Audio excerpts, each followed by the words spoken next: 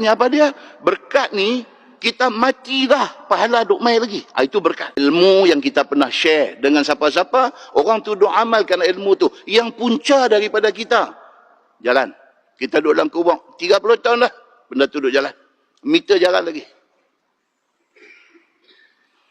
Harta yang kita wakaf, yang kita infak, yang kita buat untuk tujuan-tujuan kebaikan ni, selagi mana orang duk guna, duduk dalam kubur 30 tahun dah, pahala duduk jalan.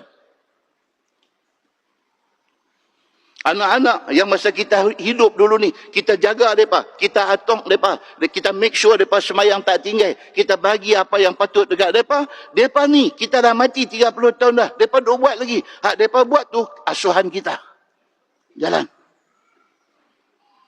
Dia sampai di Mekah buat haji, dia sampai di Mekah buat umrah, dia angkat satu tangan minta, Ya Allah, kasihanilah mak dengan ayah aku. Allahu Akbar, tuan-tuan. Allah saja tahu apa yang kita bahagia kita di dalam kubur tu.